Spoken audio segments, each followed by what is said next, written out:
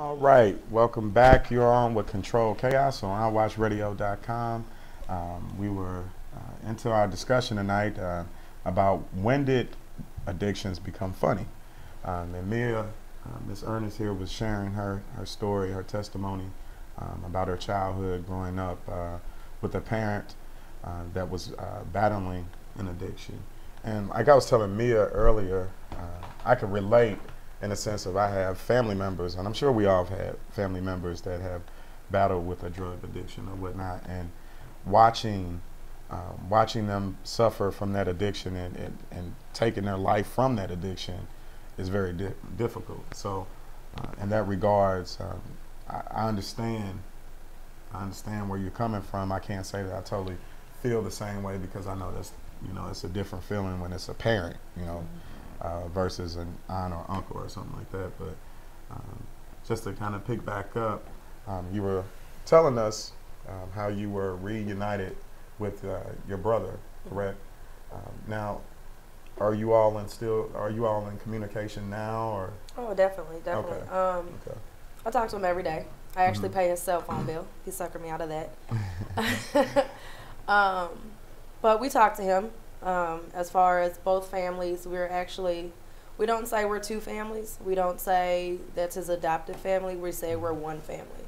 Right. Because if it wasn't for them actually telling him about our family, we still wouldn't know where he was. We wouldn't know anything about him.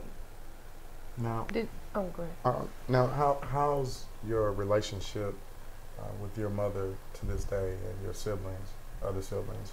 Do you all communicate with her, or? We communicate with her. It's more or less harder for me since I'm the oldest, and I know a little bit more than my brothers do. There's times growing up, I would throw the addiction in her face because I felt like she left us. Like her addiction was more important than her children. We're close.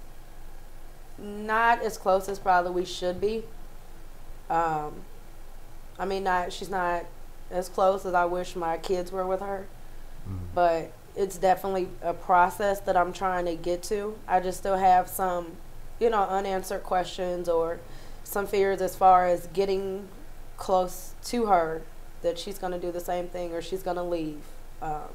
Or, Right. I'm going to have that void. That's why I try to be a little bit more a better mother to my boys, because I don't want them to feel what I felt growing up. Right. I kind of cater to them a lot. Okay. Okay. Did you ever try to reach out? Like, how old were you when your mother became sober?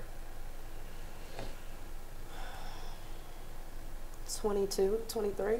I mean, it's been recent. Okay. Okay. So, did you ever, like while she was battling her addiction and, trying to get to the sobriety level that she is now, did you ever try to reach out to her at any point and just, I guess, kind of as try to help her? I didn't. Okay. I probably should have, but I didn't. Right. Like I said, I have so much, built up anger still towards her. And maybe if I was more supportive in being able to help her, then it wouldn't have been, she wouldn't have. Well, let me stop you right there, because until a person is ready to get help, there's nothing that you could have done any more than what you did, because until that person admits to themselves that they need help, there's nothing that anybody else can do. I mean, we can try to help and try to encourage them and support them, but until they're ready to make a change for themselves, that's just something that I don't want you to carry that small inkling of blame on yourself, because until that person is ready to get help, it probably. Did you blame yourself at all for not trying to do more? Yeah. I do. What would you say to other young adults, children that are in the same situation? I would just be their support, be their background. Try to reach out if they're not willing to get that extra help, go do research. Go talk to someone. Get that, help them, I should say, take the first step for them. Right. And then sit down and talk to them or take them to a counseling, a rehab. Just be there for them because it's a problem. It's an addiction. It's something that they're not going to be able to just be like, okay, I can quit drinking today or I can quit smoking today and be okay. Right. It's not. I mean, it's not that easy. She still has her days where she'll want to go do whatever she wants, but I mean, you can only do so much for her. But I think that even with this talking to you guys about it, I mean, I'm sure I can try, to still get her some help because she's now got another addiction that she's trying to fight. So it leads from one to another. And I'm glad you kind of brought that part up because I really believe that some people have a very addictive spirit. Like they are easily addicted to certain things. And what we do now is we tend to laugh at these people about their addictions and their problems, and we crack all these jokes. And no offense to anyone out there, we have crackhead jokes and things like that. And we think that, and I'm guilty because I've been one of the people that thought that some of those jokes were funny. But when you think about what that person is doing to themselves and and how it affects the people around them, it's not funny. It's not a joke. It's not anything that I should ever, or any of us should ever joke about or play around with or whatnot. Even with the people saying that they seen certain behaviors with some of the people on this list, the celebrity list. Oftentimes there are sitcoms with skits making fun of these people, and it's not funny. It's not funny to literally watch a person basically kill themselves right there in front of us. Mm-hmm. And it's just, I don't think that it's funny anymore, and so it's something that I won't participate in.